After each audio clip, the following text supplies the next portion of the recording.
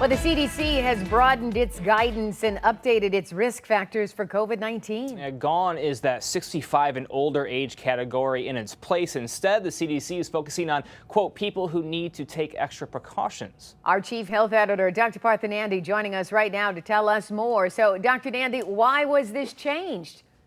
Hi, Carolyn. Well, I think the CDC is recognizing that we're in a totally different situation now than we've been before. Now, back in March, Carolyn, the virus was really hitting older adults, right? Whereas now, a lot of young folks are getting sick. So while hospitalizations and deaths for young people are not as high, we can't ignore the fact that they can still happen. So after analyzing the cases across the U.S., the CDC is now focusing on two distinct categories when it comes to those who are most at risk for developing severe disease from COVID-19. And the first one is called, quote unquote, older adults, and the second one is called people with medical conditions.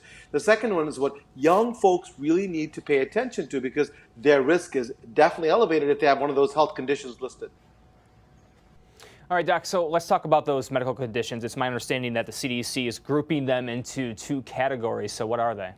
So, Brian, the first category includes conditions that put people at increased risk for severe illnesses. That includes type 2 diabetes, obesity with a body mass index of 30 or higher, sickle cell disease, chronic kidney disease, COPD or chronic obstructive pulmonary disease, any immunosuppressing condition or weakened immune system, and also serious heart conditions like coronary artery disease or heart failure. Now, the second category relates to conditions that might put you at increased risk, and they include type 1 diabetes, pregnancy, high blood pressure, smoking, moderate to severe asthma, liver disease, and neurological conditions like dementia. So it's a big change.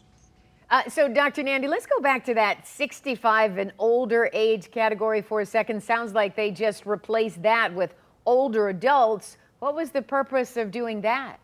And I really like that they did that, Carol. And to me, like the CDC is no longer drawing a line in regards to age. To me, that's a good thing. Instead, they're pointing out that as you get older, your risk goes up, right? So if you're in your 50s, your risk is higher than in your 40s. But no matter how old you are, here's the thing, right? You really need to keep in mind those medical conditions I talked about earlier on that increase your risk of getting very sick. And I feel, here's the point, that our younger generation, they need to listen up. They need to be more concerned about this. Even if you don't have any of those health conditions, you can still pass the virus to those who have them and then get them sick and then possibly die. So please reduce your risk, younger folks and everybody else, by social distancing, wearing a mask, disinfecting, and washing your hands often. No one's immune, but it takes a community to beat this, and we can beat it. Yeah, you got to hope everybody's listening, too. I hope so, too. All right, Doctor, thank you.